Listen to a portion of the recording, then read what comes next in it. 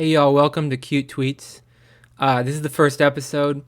The tweeters are probably not gonna like that I call it Cute Tweets. They're probably gonna think it's weird, but um, I think these tweets are cute. So that's just what I personally think about them. Anyways, so the first one is by Same Old Ghost, and she says that moment when you play an instrumental track to help you concentrate, but you instead become paralyzed by emotion, contemplating the doomed relationship between a starry-eyed empress who yearned for freedom and death himself. I thought that was cute. See, instead of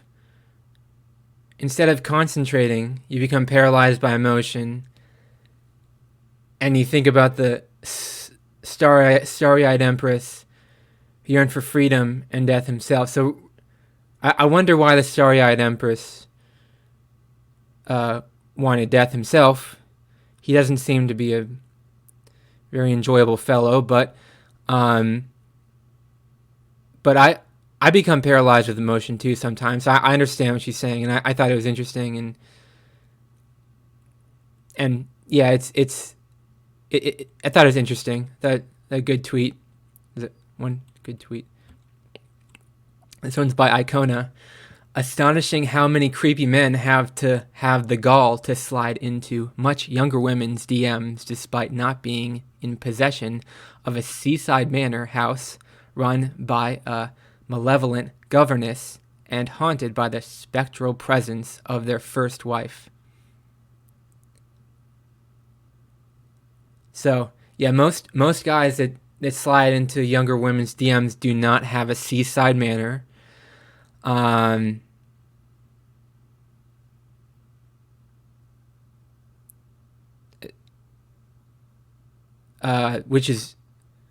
would probably be a good thing if you had a seaside manor, but a malevolent governess, I don't know about that. Spectral presence of their first wife. Well, you know, if you already have a malevolent governess and you're already haunted by the spectral presence of the first wife, then why would you still be sliding into younger women's DMs? Would that be a good use of your time? And if you had a seaside manor, I guess you'd have a lot going for you if you had a malevolent governess but if they had the gall to chase after younger women and not have a seaside manor, well, that's unsavory and probably uncalled for. So I understand what she's saying. You'd probably want at least a malevolent governess and at least haunted by a spectral presence of some sort would probably make more sense if you're going to do that. So I understand what Icona's saying. Doth says, my sexual orientation is fog rolling through haunted woods. I retweeted that because I agree that I'm the same way. My sexual orientation is fog rolling through haunted woods. I never thought of it like that before he said it, but that's right. It's like a fog rolling through haunted woods. Like you don't know where the fog's going. You don't know where it came from. It kind of goes in and goes out. The fog is kind of like you feel different things at different times, and it changes constantly, and it's blurry. You don't know what's in front of you, and the woods are haunted, so it's like you can make a mistake and mess up, and and there could be a ghost or something. You don't.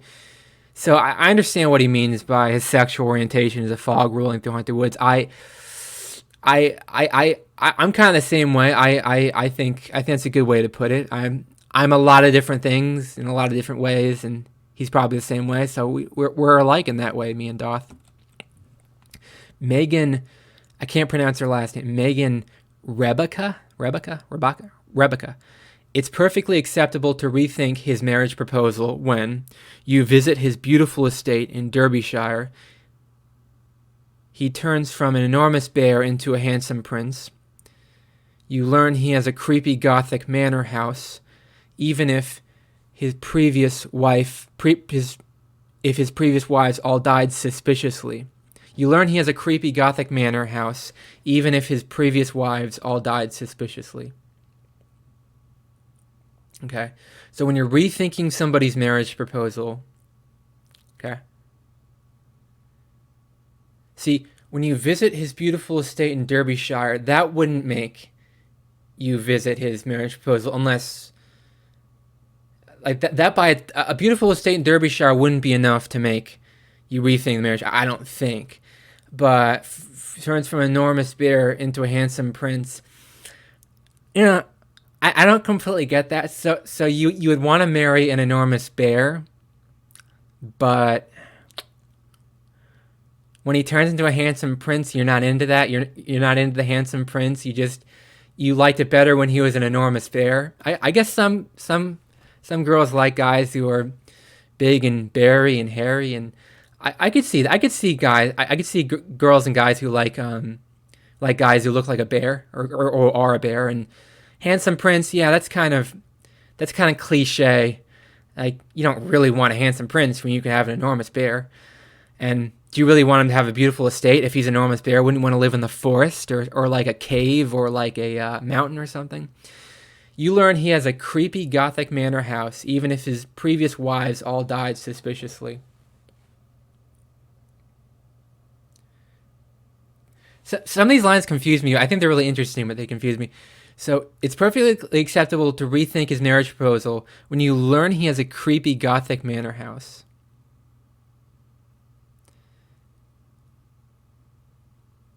See, even if his previous wives all died suspiciously. I think of these 3 points, I think this one makes the most sense. If he has a creepy Gothic manor house, you would want to rethink it. But she says, even if his previous wives all died suspiciously. I don't know. There's something mysterious about this. Like, even if his previous wives all died suspiciously.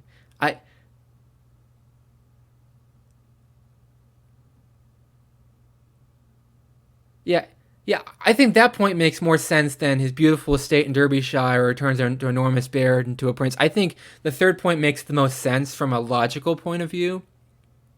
Even though the wording's kind of confuses me. I kind of don't know 100%.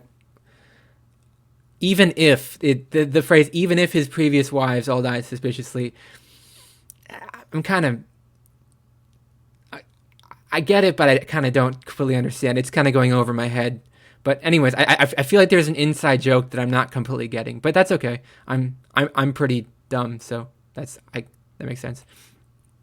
Elizabeth, is this the last one? Yeah, this is the last one. Elizabeth says, I would like to say something profound, but I'm too busy thinking about herb gardens and blossoming trees. Tomorrow, I expect much the same.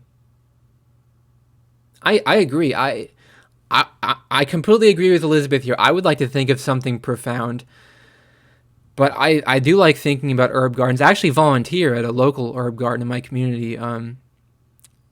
Blossoming trees, it's that time of year. There's blossoming trees. Even though there's a coronavirus, trees still bloom, and it's the tomorrow. I expect much the same.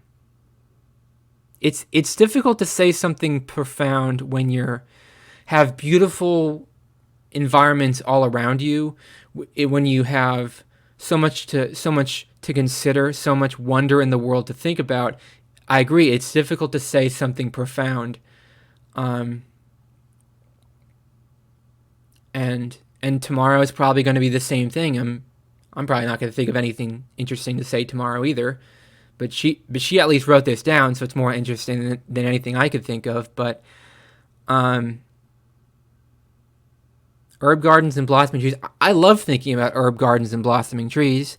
I think that's a really good example of a cute tweet because I think there's not enough gardens and trees in the world. If there was more gardens and trees, we wouldn't have as much climate change. We wouldn't have as much pollution. We wouldn't have a lot of things. I completely agree with Elizabeth, but I like to be busy thinking about that stuff too. So I think she's 100% correct in that. And that concludes today's episode of Cute Tweets. Thank you for watching. Have a great day. Bye bye.